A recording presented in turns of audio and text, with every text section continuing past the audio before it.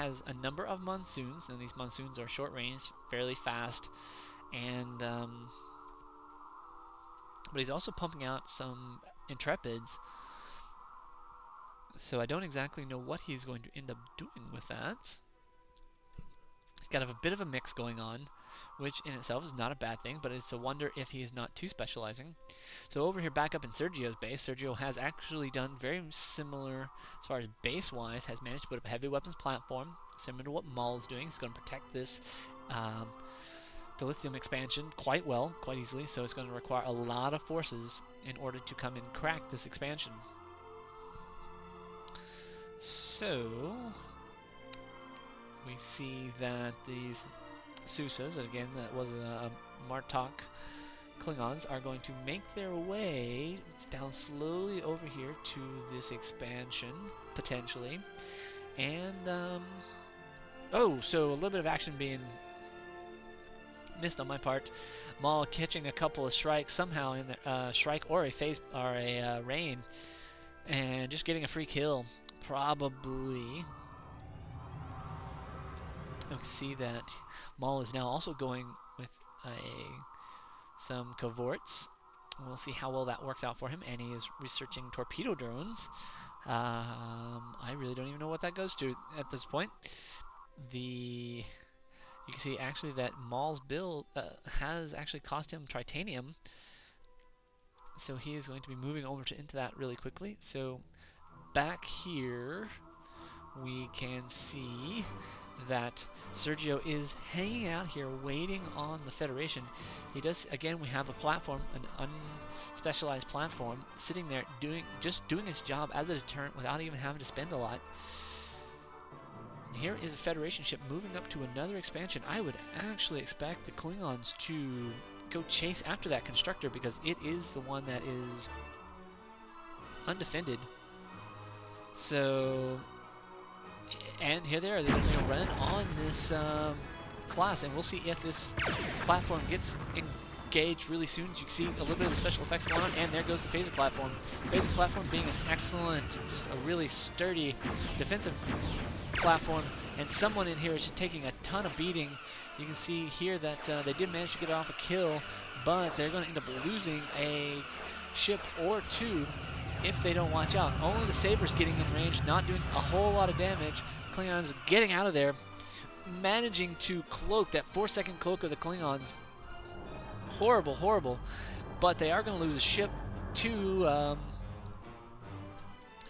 just basic subsystem damage, and the Federation are going to end up getting a cloaked ship out of this. So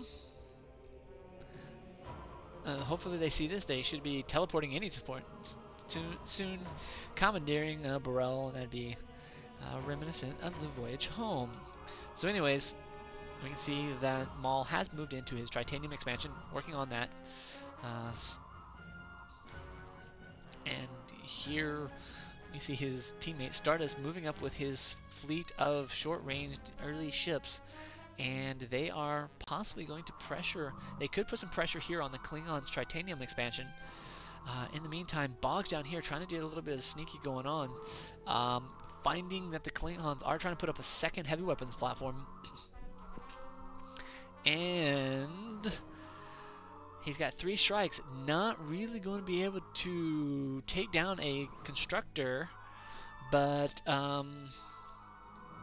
they really do need to make good on an attack if they're going to work on this heavy weapons platform anytime soon. It doesn't look like they're going to do that. We can see that Stardust is moving up into trying to pressure this titanium, and here goes Avenger class trying to do a little bit of, there goes this sensor ping, and that will decloak the, well, it's not going to decloak, but it will do a detect. I don't know if it's, they actually decloak or they remain visible. So here we have these couple of ship losses going on. You can see just the weapons effects, beautiful, beautiful weapons effects.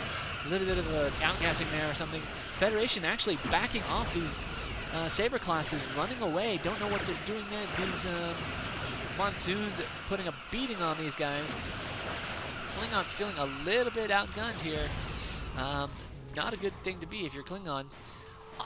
Don't know what Stardust was doing. He was taking away some of his ships, In the meantime, his teammate Maul bringing up, shoring up his rear with his cloaked Quebecs, and these Quebecs are going to provide just a ton of backup.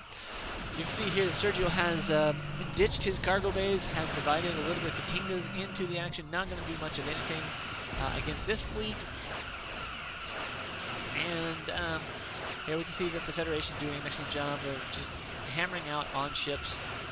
And we can see that I was going to say that Maul was hanging out, keeping his fleet under the radar, but he is now decloaked and he is now taking his fair share of the pot shots.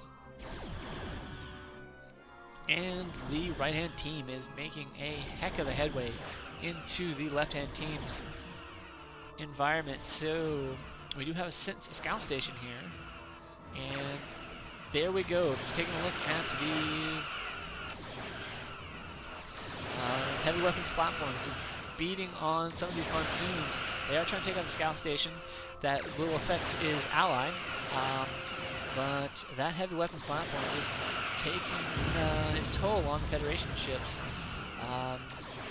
And here comes a few of the vessels burning in there. That is going to end up losing that Intrepid if these Klingons do give chase, and that is going to end up being the death of that Intrepid. So in the meantime, down here we can see that Sergio still has good eyes on the map, with Boggz trying to run around, give a little bit of support with his strikes, perhaps taking any stragglers that he can find, like this Venture class, if he could get in there and take a snipe at it out. But in the process here, actually the Federation still haven't taken over this vessel. I'm actually surprised about that. They would love to have just an extra little bit of cloak. Possibly just don't want to deal with the lack of life support subsystem. In the meantime, a little break in the action. Maul moving around his Quebec force, having taken a little bit of damage in the process. And everyone's a little bit of repair action going on here. The movement, the tractor beams have made their way back onto the construction ship, much to everyone's glee, managing to pull in one of an injured scout all the way back over here. And a little bit of teleport action, transport action going on, and that's how that rolls. Unfortunately, the tractor beam does not tractor anything into the construction yard, as we're seeing what Sergio is trying to get to happen there. That's a little unfortunate, but maybe we'll see that change in future patches. So, in the meantime, Boggz has managed to put out some Lavals. Lavals were the Romulan mainstay in the previous patch, though they did get a little bit of a nerf bat hit on them in this 3-1-2. So, we have almost an even fleet here. These Lavals still able to do a decent amount of damage, taking on one of these Quebec, and gonna beat it down, and oddly enough...